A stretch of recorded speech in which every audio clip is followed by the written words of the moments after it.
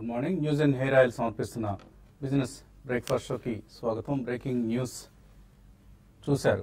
So Sensex నిఫ్టీలకు సంబంధించి Morgan Stanley ఇస్తున్న bullish అంచనాలు. సో వచ్చే 5 ఏళ్లలో నిఫ్టీ 30,000 స్థాయికి వెళ్ళబోతుందట. సో అందరం బులిష్గా ఉన్నాం.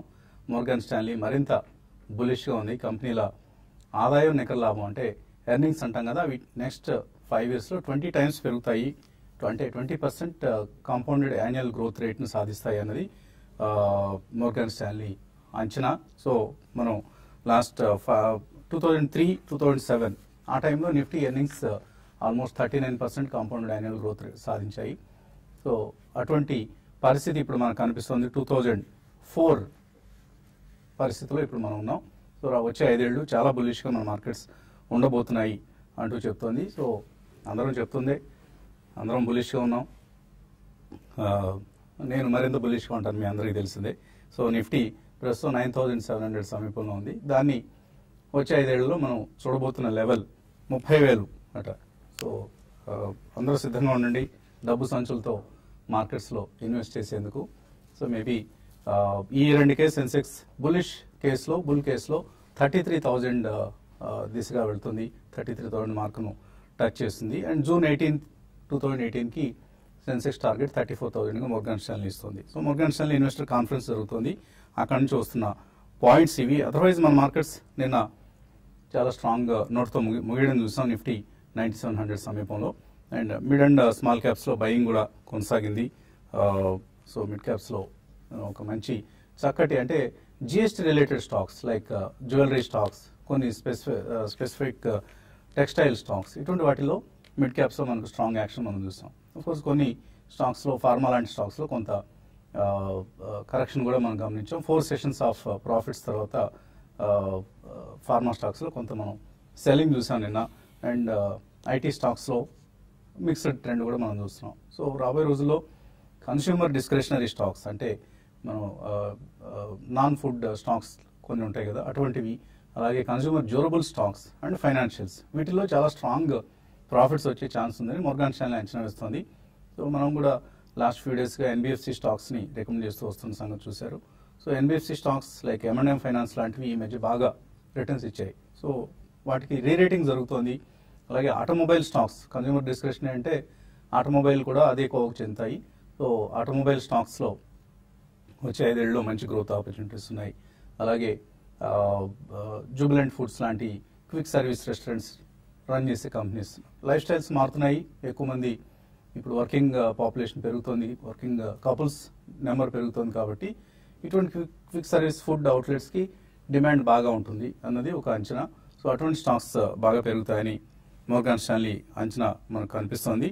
అలాగే ఎందుకు అంటే ముఖ్యంగా ఈపీఎఫ్ మనం చూసే ఎంప్లాయీ ప్రావిడెంట్ ఫండ్ కావచ్చు, ఎన్పిఎస్ కావచ్చు, పెన్షన్ సిస్టమ్కి సంబంధించిన ఫండ్స్ కావచ్చు, రాబోయే 5 ఏళ్ళు, 10 ఏళ్ళు, 15 ఏళ్ళలో భారీగా రాబోతున్నాయి. నెక్స్ట్ 10 ఇయర్స్లో ఈ 2 సెగ్మెంట్స్ నుంచే సుమారుగా $400 బిలియన్ ఆఫ్ మనీ మార్కెట్స్లో రాబోతుంది అన్నది ఒక అంచనా. ఎందుకంటే మనం లాస్ట్ వీక్ చూసాం ఈపీఎఫ్ ప్రకటించింది 15% ఆఫ్ అవర్ ఫండ్స్ని మేము ఈక్విటీస్లో ఇన్వెస్ట్ చేస్తామని.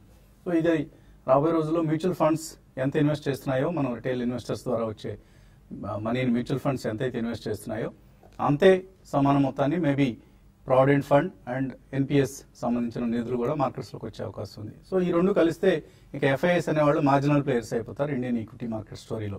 సో ఇటువంటి ఒక స్ట్రాంగ్ నెంబర్స్ మన ముందు ఉన్నాయి. సో అందుకనే పదే మనం చెప్పుకుంటున్నాం, be in the equity markets, stay invested. చాలా స్ట్రాంగ్ గ్రోత్ మనం చూడబోతున్నాం. అండ్ నిఫ్టీ ఒకవేళ 30,000 అయితే మన దగ్గర ఉన్న మిడ్ అండ్ స్మాల్ క్యాప్స్ కూడా ఆ ర్యాలీలో పార్టిసిపేట్ చేస్తాయి. So keep investing in good stocks, quality stocks. అది ప్రస్తుతం మనకు కనిపిస్తున్న ట్రెండ్. అది ఎనలిస్ట్ ఏమంటున్నారు అడిగి తెలుసుకుందాం. సో ఎటువంటి near term trend, near term cues మీకు కనిపిస్తున్నాయి? నియర్ టర్మ్ కూడా చాలా స్ట్రాంగ్ గానే కనిపిస్తుందండి. బారింగ్ జిఎస్టీ ఇంప్లిమెంటేషన్ అయినప్పుడు కొద్దిగా కన్సాలిడేషన్ టు పాజ్ మోడ్ లోకి వెళ్లే అవకాశం ఉంది over the next few weeks. But otherwise I think market లో నెగిటివ్ న్యూస్ ఫ్లో అంటూ ఏం లేదు. అంటే మనకి డొమెస్టిక్ న్యూస్ ఫ్లోస్ అయితే అన్ని పాజిటివ్ ఉందండి. ప్రాబ్లీ కొద్దిగా నాయిస్ మళ్ళీ ఈ జూన్ మీట్ లో ఆర్బీఐ వాళ్ళు ఏమన్నా ఇంట్రెస్ట్ రేట్ కట్ చేస్తారనేది కొద్దిగా ఎక్కువ అవుతుంది. బికాస్ మనకి ఐఐపి డేటా కానివ్వండి, జీడిపి, జీవీఏ గ్రోత్ కానివ్వండి, ఇవన్నీ చూసుకుంటే అంత ఆశాజనకంగా లేవు. అండ్ ఇన్ఫ్లేషన్ డెఫినెట్లీ కట్టుదిట్టంగానే ఉంది. అండ్ గుడ్ మాన్సూన్ ఉంటుంది కాబట్టి ఫుడ్ ఇన్ఫ్లేషన్ అనేది అంతగా పెరిగే అవకాశం లేదనే వాదన చాలా స్ట్రాంగ్ గా వినిపిస్తుంది. So all in all it's going to be a very good market అండి. చిన్న చిన్న కరెక్షన్స్ డెఫినెట్లీ వస్తుంటాయి. It can be from any reason, from any source. అంటే internal or even external news flows లో కూడా కొద్దిగా మార్కెట్ ని they can disturb the market for a very short period of time. But overall structural trend మాత్రం చాలా bullish గా ఉంది. So మీరు ఇప్పుడు అన్నట్టు Morgan Stanley they always been bullish for the last 1 or 2 years. And many international broking houses కానివ్వండి, investment bankers కానివ్వండి, అందరూ కూడా దే ఆర్ ఎక్స్ట్రీమ్లీ బులిష్. ఒకవేళ జిఎస్టీ ఇంప్లిమెంటేషన్ సజావుగా సాగితే మాత్రం I think it's going to be a great signal for India and it's going to be one of the finest runs over the next 2-3 years అనే చెప్పొచ్చు. So ఈ కారణం వల్ల stay invested in the markets, ఇది పదే చెప్తూనే ఉన్నాం for last few months. And definitely మనం ఇన్వెస్ట్ చేయకపోతే మిస్ అయ్యాము అనే ఆలోచన భావం చాలా మందిలో ఉంటుంది. అటువంటిప్పుడు don't chase any Penney stocks. Quality stocks లో ఇన్వెస్ట్ చేస్తున్న తర్వాత మనం కొద్దిగా రియాక్షన్ అయినా కానీ భయపడి అమ్ముకోకుండా డెఫినెట్లీ అది ఉంచాలి. If possible second price point లో కొద్దిగా మార్కెట్ రియాక్షన్స్ వచ్చినప్పుడు అడిషనల్ మనీ కూడా పుషింగ్ చేయాలి. So all in all it's going to be extremely strong market. Even short term లో కూడా నెగిటివ్ న్యూస్ ఫ్లోస్ మాత్రం ఏం కనిపించలేదండి. Everything is going positive for the market, barring a small pause or a consolidation. But overall maybe 1 or 2 sectors పక్కన పెడితే మిగతా sectors అన్నిట్లో కూడా across the board I think you can take positions in large, small and mid and micro cap stocks also. So countries largest bank state bank of India నిన్న తన QIP ఇష్యూని launch చేసింది 15,000 కోట్ల రూపాయలు. ఇది ఇప్పుడు దాకా మన కంట్రీలో వచ్చిన largest QIP, qualified institutional investors చేసే ప్లేస్మెంట్ అనమాట. 287 రూపాయల 50 పైసల దగ్గర ఎస్బీఐ తన క్యూఐపిని చేసింది. సో ఇది జస్ట్ అలా మార్కెట్లోకి వచ్చి రాకముందే ఫుల్లీ సబ్స్క్రైబ్ అయిందట. సో ఆల్మోస్ట్ 50% ఎల్ఐసీనే సబ్స్క్రైబ్ చేసిందని చెప్తున్నారు. సో ఎస్బీఐ క్యూఐపికి ఇంత స్ట్రాంగ్ డిమాండ్ రావడం అనేది that's also one kind of a record. So ఎటువంటి లిక్విడిటీ స్టాక్స్ ని చేంజ్ చేస్తుంది అన్నది మనకు దీన్ని బట్టి అర్థం చేసుకోవచ్చు. సో ట్రేడింగ్ పరిస్థితి ఎలా ఉంది, ట్రేడర్స్కి ఎటువంటి సలహా ఇస్తున్నారు వాళ్ళు? ట్రేడింగ్ పరంగా చూడాలి అంటే మార్కెట్స్ అంటే నిఫ్టీ రోజు హైస్ రావడం, సెన్సెక్స్ హైస్ రావడం చూస్తున్నాం. అయితే దానికన్నా మిడ్ అండ్ స్మాల్ క్యాప్ లో బాగా యాక్షన్ మనం చూస్తున్నాం. చాలా కంపెనీస్ మల్టీ ఇయర్ హైస్ అంటే పర్సంటేజ్ పరంగా ఎక్కువ కూడా పెరుగుతున్నాయి. కాబట్టి అటువంటి స్టాక్స్ వైపు దృష్టి సాగించమంటాను. ఎందుకంటే నిఫ్టీ పరంగా రిటర్న్ చూసుకుంటే అంటే కొన్ని రోజులుగా ఒక రేంజ్ లో ఉంది. అయితే మిడ్ అండ్ స్మాల్ క్యాప్ లో ఈవెన్ ఫ్యూచర్ లో బై చేయడం కన్నా మిడ్ అండ్ స్మాల్ క్యాప్ లో కానీ అంటే మూమెంటం ట్రేడ్ చేసుకునే వాళ్ళు కొన్ని సెలెక్టెడ్ స్టాక్స్ లో 20-30% 1 week రిటర్న్ వస్తున్నాయి. అది కూడా ఏంటంటే సేఫ్ రిటర్న్ ఉంటుంది. అంటే ఫ్యూచర్ లో ట్రేడింగ్ చేయడం కన్నా అది బెస్ట్ అనిపిస్తుంది ఇప్పుడున్న మార్కెట్ లో. కాబట్టి మిడ్ క్యాప్ లో లాస్ట్ మన క్వార్టర్ మంచి రిజల్ట్ పోస్ట్ చేసిన కంపెనీస్ కంటిన్యూస్ న్యూ హైస్ వెళ్తున్నాయి. అటువంటి వాటిలో పొజిషన్ తీసుకోమంటాను. ఈ రోజు కూడా మార్కెట్ కొంచెం ఫ్లాట్ గా ఉండే అవకాశం ఉంది. అయితే నిన్న 9680 దగ్గర కొంచెం నిఫ్టీ రెసిస్టెన్స్ ఫేస్ చేసింది. ఈ రోజు కూడా సేమ్ అదే లెవెల్లో నిఫ్టీకి ఇంట్రాడే రెసిస్టెన్స్ అనేది ఉండొచ్చు. బ్యాంక్ నిఫ్టీ కంటిన్యూగా అవుట్ పర్ఫార్మ్ చేస్తుంది. అయితే ఈ రోజు బ్యాంక్ నిఫ్టీలో కొంచెం సెల్లింగ్ రావచ్చు. నిన్న కొంత హై నుంచి బ్యాంక్స్ కూడా కరెక్ట్ కావడం చూసాము. ఈవెన్ మనకి న్యూస్ లో ఉన్న ఎస్బీఐని కూడా హైయర్ లెవెల్స్ లో సెల్ చేయమంటాను ఇంట్రాడే ట్రేడర్స్. తర్వాత బయింగ్ విషయానికి వస్తే అరవింద్ ఒకటి నిన్న 3% పెరిగింది. ఇన్ని రోజులు కన్సాలేషన్ లో ఉండి నిన్న మంచి వాల్యూమ్స్ తో పెరిగింది. కాబట్టి అరవింద్ ని పొజిషనల్ ట్రేడర్స్ కరెంట్ లెవెల్స్ లో పిక్ చేసుకోమంటాను ఎవరీ డిప్ లో. ఇది టువర్డ్స్ 404 and 420 వైపు వెళ్లే అవకాశం ఉంది. అదేవిధంగా ఫార్మా స్టాక్స్ లో కొంచెం ప్రాఫిట్ బుకింగ్ అనేది నేను రోజు చూసాము. ఇంకొక డిప్ వచ్చినప్పుడు క్యాడిలాని తర్వాత డాక్టర్ రెడ్డిస్ ని కూడా పొజిషనల్ ట్రేడర్స్ ఎవరీ డిప్ లో కూడా బై చేయమంటాను. బ్యాంక్ నిఫ్టీ విషయానికి వస్తే 23,600 ఆ లెవెల్లో షార్ట్ టర్మ్ విత్ రెసిస్టెన్స్ అనేది 620, 640 ఆ లెవెల్ ఫేస్ చేయొచ్చు. 23,200 దగ్గర సపోర్ట్ ఉంటుంది. కొన్ని రోజులు మాత్రం 23,200 and 23,600 మధ్య బ్యాంక్ నిఫ్టీ కొనసాగే అవకాశం ఉంది. ఈ రోజు కూడా మిడ్ క్యాప్ లో యాక్షన్ కొనసాగొచ్చండి. సో రకరకాల సెక్టర్స్, సో సెక్టర్ రొటేషన్ అనేది మనం మార్కెట్స్ లో చూస్తున్నాం. సో రకరకాల సెక్టర్స్ ఎప్పటికప్పుడు ఇన్వెస్టర్స్ అటెన్షన్ ని అట్రాక్ట్ చేస్తున్నాయి. ఎందుకంటే వాల్యుయేషన్స్ స్టీప్ గా ఉన్నాయని అనుకున్నప్పుడల్లా కొత్త సెక్టర్స్ ఏమున్నాయి, కొత్త స్టాక్స్ ఏమున్నాయి అన్న అంశం వైపు ఇన్వెస్టర్స్ దృష్టి సారిస్తారు, ప్రత్యేకించి institutional investors. So sector rotation లో ఎటువంటి స్టాక్స్ ఇప్పుడు పార్టిసిపేట్ చేస్తున్నాయి, రాబోయే రోజుల్లో ఎటువంటి స్టాక్స్ పార్టిసిపేట్ చేస్తాయి అన్న అంశాన్ని మనం యూట్యూబ్ లో కలుసుకున్నప్పుడు మాట్లాడుకుందాం. సో మా రాధాకృష్ణారెడ్డి గారు చెప్తుంటారు, మాకు యూట్యూబ్ స్మార్ట్ టీవీ పెట్టుకోలేదు ఇంకా, సో నువ్వేమో యూట్యూబ్లో అవి చెప్తాను ఇవి చెప్తానంటూ ఊరిస్తావు, ఆ యూట్యూబ్ చూసే అవకాశం మాకు ఉండలేదని. సో ఉన్నంతలో మనకి హాఫ్ అన్ అవర్ ప్రోగ్రాంలో ఎక్కువ అంశాలు కవర్ చేయలేం కాబట్టి యూట్యూబ్ని మనం లాంచ్ చేసుకున్న సంగతి మీ అందరికీ తెలిసింది, యూట్యూబ్ ఛానల్ని TV5 మనీని. So thanks for watching the TV5 money and TV5. ఇప్పుడు చిన్న బ్రేక్ తీస్తున్నాం.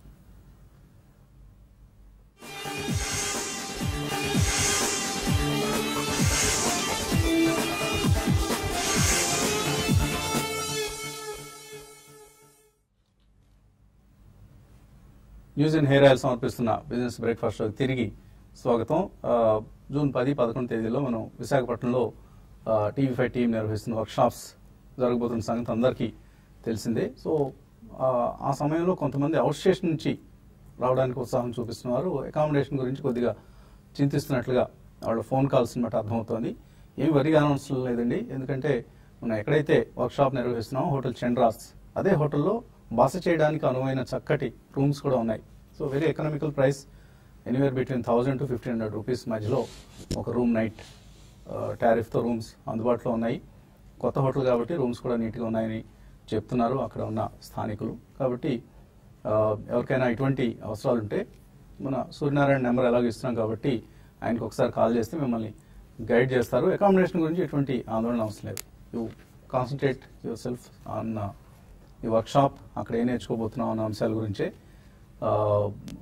శ్రద్ధ వహించండి. ఎందుకంటే కుటుంబరావు వస్తున్నారు, చాలా ప్రత్యేకతలు ఉన్నాయి ఈ సమిట్కి. సో ఒక మంచి చక్కటి మార్కెట్ కండిషన్స్ మధ్యలో మనం ఈ వర్క్షాప్ నిర్వహించుకోబోతున్నాం. మన రెగ్యులర్ అనలిస్ట్ బాలా గారు, శేషు గారు, అలాగే అరవింద్, వీళ్ళందరితో పాటు కుటుంబరావు గారు కూడా ఈసారి హాజరవుతున్నారు, రాజేంద్ర గారు. అండ్ టెక్నికల్ ట్రేడింగ్స్ సంబంధించిన కొన్ని ఓనమాలకు ఇచ్చే ప్రయత్నం కూడా చేస్తున్నాం. అంటే ట్రేడింగ్ ఓనమాలు అనే ఒక పుస్తకాన్ని కూడా అక్కడికి వచ్చిన వాళ్ళందరికీ తెలుగులో, ఇప్పుడు దాకా తెలుగులో బహుశా ప్రథమం కావచ్చు, ట్రేడింగ్ సంబంధించిన ఒక పుస్తకం విడుదల కావడం. సో ఆ పుస్తకాన్ని కూడా అక్కడ వచ్చిన ఇన్వెస్టర్స్కి ఇచ్చే ప్రయత్నం చేస్తున్నాం. సో ఇవన్నీ రకరకాల ప్రత్యేకతలు విశాఖపట్నం సదస్సుకు ఉన్నాయి. So don't miss out. Callers లైన్లో ఉన్నారు. First caller, hello. Okay, calls వచ్చిన కాల్ కట్ అయింది. సో మనం మెయిల్స్ కార్యక్రమాన్ని ప్రారంభిద్దాం. వినోద్ అడుగుతున్నారు, గుడియర్ ఇండియా, అపోలో టైర్స్, ఈ రెండు 2 years పర్స్పెక్టివ్తో మంచి స్టాక్స్ అయినా ఎక్కడ పిక్ చేసుకోవాలి వీటిని? రెండు కూడా మంచి స్టాక్స్ ఏనండి.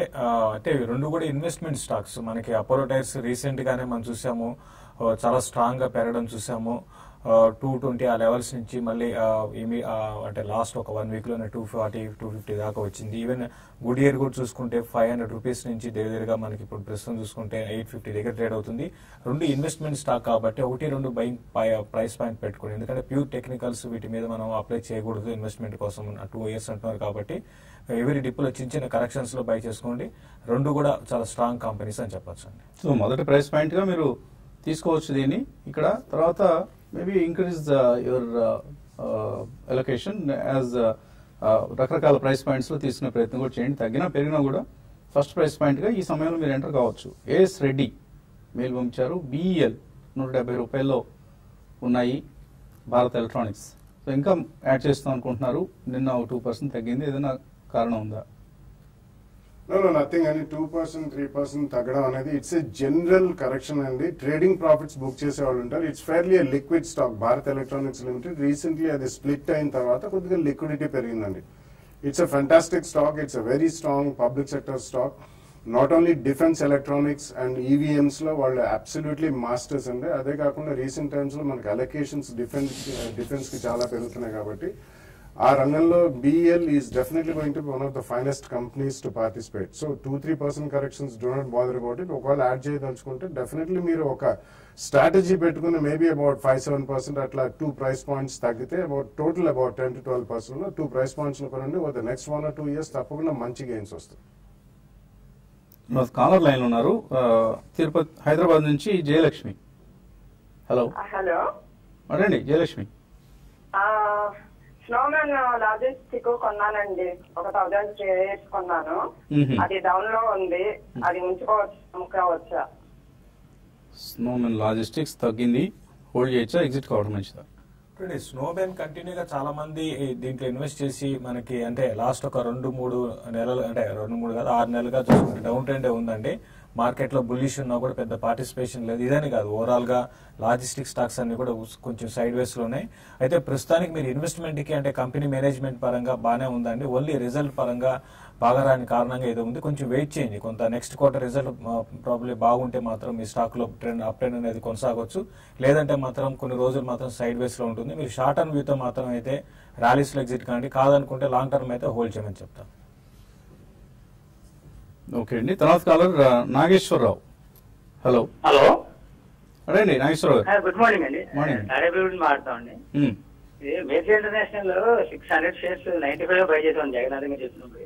ఓకే, అది ప్రాఫిట్ లో ఉన్నాం. అది ఒకవేళ ఎగ్జిట్ అయిపోయి ఏమైనా అడ్వాన్స్ ఎంచి కొనుక్కోవచ్చు. మేసీ ఇంటర్నేషనల్ నిన్న ఈ హడావుడిలో జిఎస్టీ హడావుడిలో మళ్ళీ కొంత యాక్టివిటీ కనిపించింది కౌంటర్లో. 142 అండ్ 95లో కొన్నారు. ఇట్స్ ఎ గుడ్ ప్రాఫిట్ అండి. మిర్జా ఇంటర్నేషనల్ చాలా రోజుల నుంచి లగాట్ గా ఉంది. Definitely it's a good company పరంగా మంచిదేనండి. బట్ రీసెంట్లీ మనం కొద్దిగా ఈ లెదర్ హైట్స్ ఇవన్నీ కూడా రా మెటీరియల్ డిస్ట్రప్షన్స్ మూలాన కొంచెం బ్యాక్ సీట్ తీసుకున్నాయి. బట్ జిఎస్టీ అనౌన్స్మెంట్స్ వచ్చిన తర్వాత మళ్ళీ కొద్దిగా స్పర్ట్ వచ్చాయి. సో కొద్దిగా ప్రాఫిట్ బుక్ చేయండి. డెఫినెట్లీ 600 షేర్స్ అంటున్నారు కాబట్టి and substantial more than 50% profits కొద్దిగా బుక్ చేయండి. అడ్వాన్స్డ్ ఎన్జైమ్స్ కూడా it's decent company to invest అండి. రీసెంట్లీ వాళ్ళకి అక్విజిషన్ కూడా చేశారు. లాస్ట్ 1 or 2 days లో అనౌన్స్మెంట్ కూడా వచ్చింది. బట్ ఒకటేసారి కాకుండా అది కూడా రీసెంట్లీ స్ప్లిట్ అయిన తర్వాత లిక్విడిటీ బాగా పెరిగింది కాబట్టి ఒక 2 price points with 5-7 and 10 to 12% correction తో మీరు కొనుక్కోండి. తర్వాత కాలర్ హైదరాబాద్ నుంచి Venkatrao. Hello good morning sir. Morning అండి. అడగండి వెంకట్రావు. అట్లా సైకిల్ ఈ రేట్ లో తీసుకోవచ్చు. అది 280 దాకా మళ్ళీ 314 వచ్చింది. ఈ రేట్ లో బై చేసా లాంగ్ టర్మ్ కోసం. ఏదండి, ఏ కంపెనీ? అట్లా cycle sir. Atlas cycle. Atlas cycle మళ్ళీ లాస్ట్ 2 days గా చూసుకుంటే మళ్ళీ అప్పర్ అంటే 5% సీలింగ్ సైడ్ పాజిటివ్ గా క్లోజ్ అయిందండి. దానికి ముందు డౌన్ సైడ్ ఉండి మెయిన్ ఏంటంటే రిజల్ట్ పోస్ట్ పోన్ చేయడంలో లేట్ అయింది. తర్వాత సెబీ నుంచి వీళ్ళకి కొంచెం డిస్కషన్స్ కూడా ఉన్నాయి. ఆ తర్వాత కంపెనీ మేనేజ్మెంట్ నుంచి కూడా ఎటువంటి మనకి న్యూస్ పరంగా ఎటువంటి ప్రెస్ మీట్ పెట్టి ఇవ్వడం కానీ అటువంటి తెలియదండి. ఏదైనా కూడా ప్రస్తుతం ఇది మీరు కరెంట్ టర్మ్స్ లో మీరు తీసుకోవచ్చు అండి. ఎందుకంటే కరెక్షన్ అయిపోయింది, ఇంకా రిజల్ట్ పోస్ట్ చేసిన తర్వాతే మీరు తీసుకోమని చెప్తాను. ప్రస్తుతానికైతే మనకి కొంచెం వెయిట్ చేయమని చెప్తానండి. తర్వాత కాలర్ హైదరాబాద్ నుంచి భాస్కర్. సార్ అడండి భాస్కర్. సార్ ఇది ఎంఆర్పిఎల్ జైన్ ఇరిగేషన్ తీసుకొచ్చండి. ఎంఆర్పిఎల్ జైన్ ఇరిగేషన్ ఎంతకాలం హోల్డ్ చేస్తారు ఇవి? లాంగ్ టర్మ్ కేనండి. లాంగ్ టర్మ్ కోసం సెలెక్ట్ చేస్తున్నారు ఈ 2 కంపెనీలు. I think MRPL is more of a trading bet అండి. Jain Irrigation currently season is on కాబట్టి ఐ థింక్ రీసెంట్లీ మళ్ళీ ఒక 10 to 15 rupees స్పర్ట్ కూడా చూసాం. I think Jain Irrigation you can buy అండి at least with 5-7% correction 2 price points లో కొనండి. But MRPL I think మీరు ఒకవేళ కొన్నా కానీ ఎక్కడన్నా మీకు చిన్న ప్రాఫిట్స్ అన్నా 5-6% or 10-12% ప్రాఫిట్స్ వస్తే మాత్రం తప్పకుండా ప్రాఫిట్స్ బుక్ చేయండి. లాంగ్ టర్మ్ లో it's not such a great investment great share. తర్వాత తెనాలి నుంచి Sudha. Hello hello good morning all ఫీ సార్. మార్నింగ్. సార్ నేను IOC and Castrol India sir almost ఒక 1.5 month నుంచి హోల్డ్ చేస్తున్నాను. యాక్చువల్ గా కొంత లాస్ లో ఉన్నాను సార్.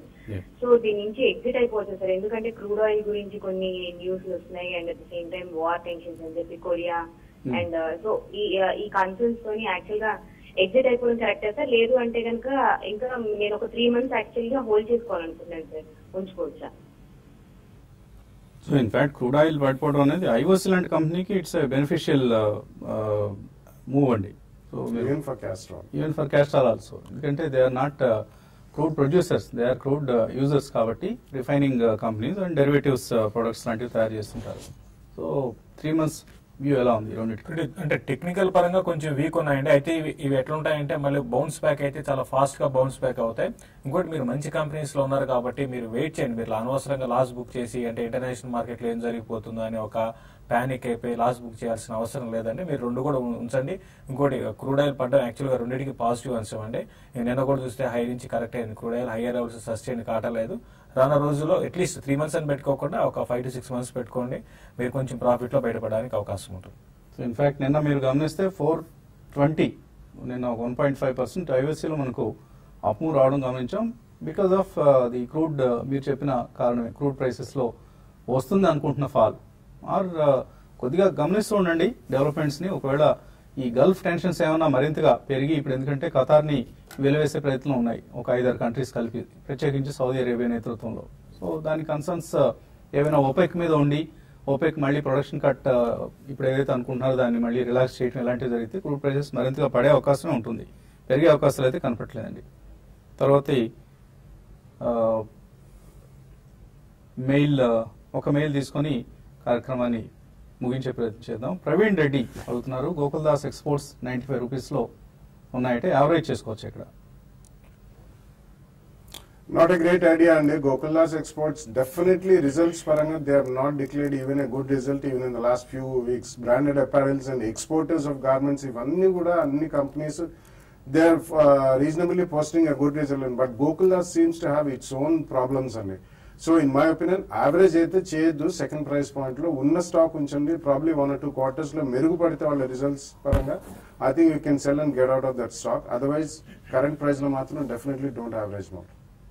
రంజిత్ నాదేళ్ల మెయిల్ పంపించారు, ఐసిఐసిఐ ప్రుడెన్షియల్ వాల్యూ డిస్కవరీలో 2 సంవత్సరాలుగా 15,000 రూపీస్ ఎస్ఐపి చేస్తున్నారు, అండర్ పెర్ఫార్మెన్స్ అంటున్నారు కదా, ఏంటి పరిస్థితి? సో లార్జ్ క్యాప్ ఓవరాల్ గా లార్జ్ క్యాప్ స్పేస్ కొద్దిగా అండర్ పెర్ఫార్మ్ చేస్తుంది compare to small and mid cap mutual funds schemes. So అది మనం గమనించాలి.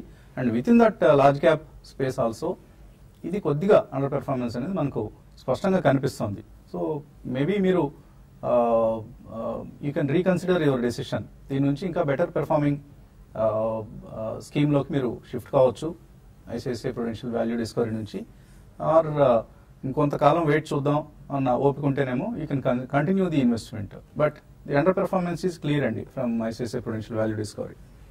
సో ఆన్ దట్ నోట్ మనం యూట్యూబ్ కార్యక్రమాల్లో ప్రవేశిద్దాం. చిన్న బ్రేక్ తర్వాత చాలా ఇంపార్టెంట్ ఇంట్రెస్టింగ్ ఆస్పెక్ట్స్ ఉన్నాయి, మాట్లాడుకోవాల్సిన అంశాలు చాలా ఉన్నాయి. Keep watching TV5.